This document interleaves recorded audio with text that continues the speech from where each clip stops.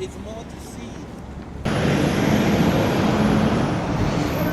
The National Weather Service has just issued severe weather warnings across 23 states. In the next 72 hours, multiple tornadoes are expected from Dallas to New Orleans. 6 to 8 feet of snow will bury the Sierra Nevada, and temperatures in Minnesota will surge 40 degrees above average. 3 completely different disasters, all hitting at once. According to the National Storm Prediction Center, tens of millions of Americans are now in the direct path of what meteorologists are calling one of the most complex weather patterns in recent memory. Tornadoes, flooding rains, historic snowfall, and record-shattering heat all converging in the same 7-day window. Why is this happening all at once? Is this just a freak coincidence, or is something deeper shifting in the atmosphere? A pattern so unusual that even veteran forecasters are struggling to explain it.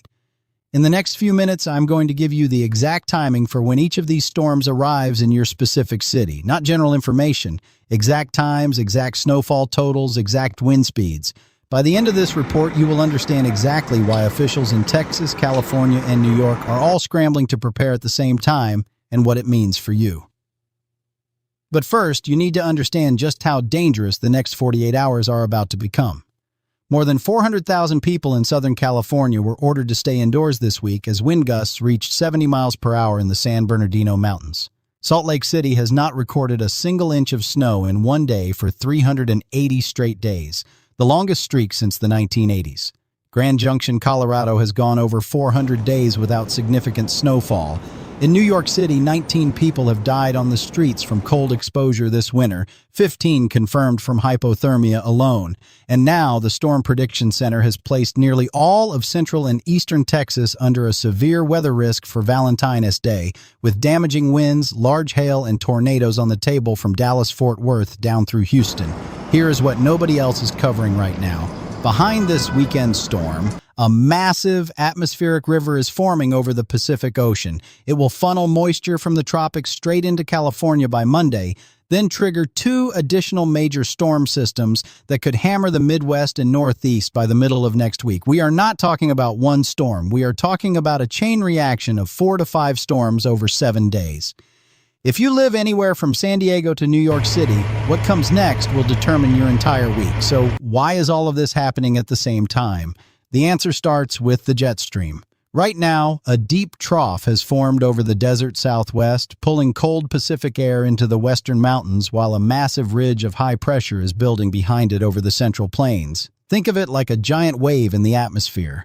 The dip brings storms and snow to the west. The ridge pumps tropical warmth northward into the heartland. And where these two forces collide, along a line from Texas to Tennessee, that is where the severe weather explodes.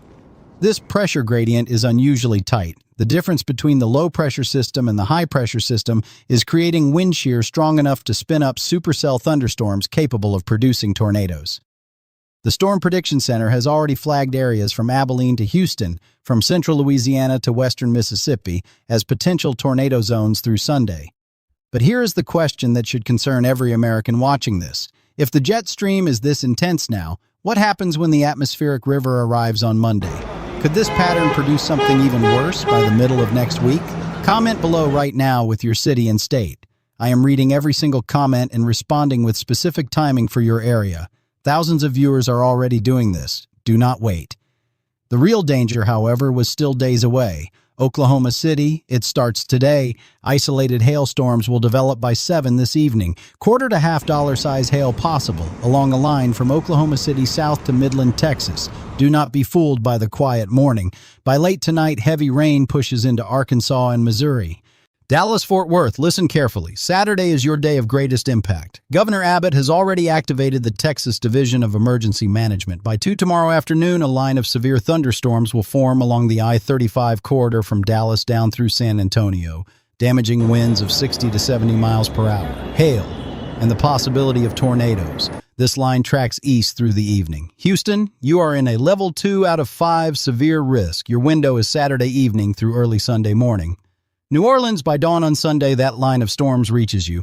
Embedded tornadoes are possible overnight Saturday into early Sunday across Alabama and southern Mississippi. Now shift your attention west. San Diego, Monday morning brings heavy rain and a flooding risk across all of Western California. Sacramento, Redding, you will see the heaviest rainfall Monday and Tuesday, with roughly 2 inches of rain expected. On Interstate 5 north of Shasta Lake, up to 13 inches of snow will fall near Dunsmuir. The I-80 pass through Truckee could become impassable as the Sierra Nevada receives 6 to 8 feet of snow by Wednesday. New York City, your Valentine S-Day high will reach 44 degrees. A trace to 2 inches of snow is possible Saturday morning.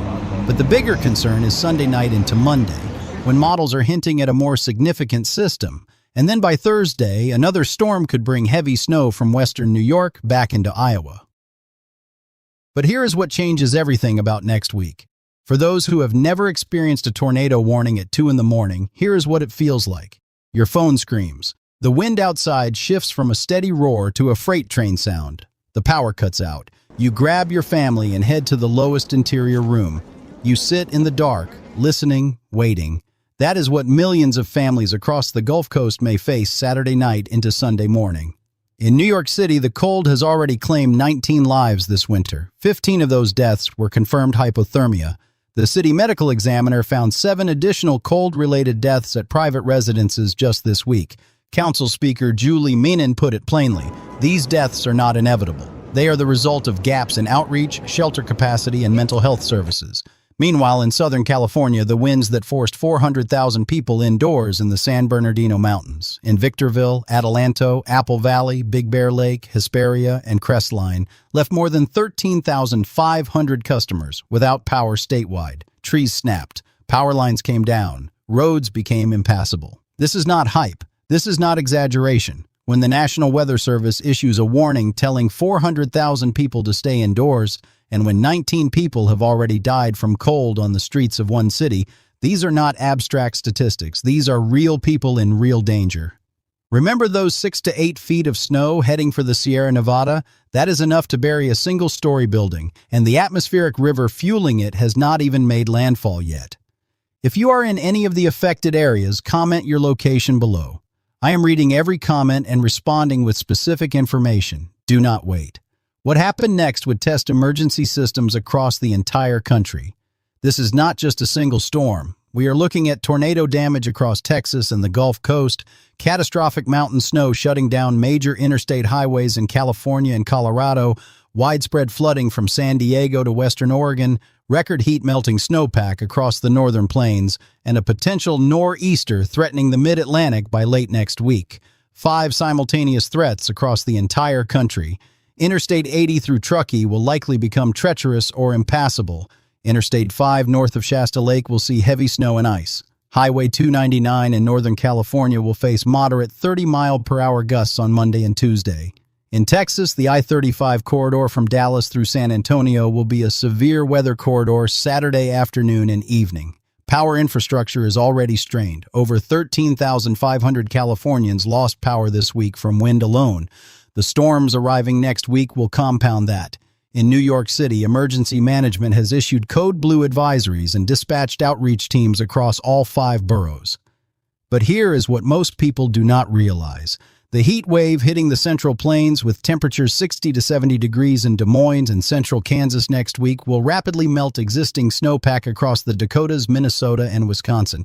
When the next winter storm arrives by Wednesday, it will dump new snow on already saturated ground. The flooding potential is significant. The last time the country dealt with this many simultaneous weather threats was years ago, and the infrastructure has not improved since then. Texas Governor Greg Abbott activated the Texas Division of Emergency Management on Friday ahead of the Valentine S-Day storms. He urged Texans to monitor road conditions, remain weather aware, and have emergency plans in place. The state is also monitoring increased wildfire risk as the storm system moves through, a threat most people have not even considered. In New York City, emergency management issued the cold blue advisory and deployed outreach teams to canvass all 5 boroughs, connecting vulnerable New Yorkers with shelters. The city maintains that no homeless person seeking shelter during Code Blue will be denied, yet 19 people have still died. Department of Social Services Commissioner Molly Wasso Park acknowledged at a city council hearing that this winter's hypothermia death toll for homeless New Yorkers will likely be worse than typical years. In California, the National Weather Service offices in San Diego, Sacramento, and Medford have all issued overlapping warnings.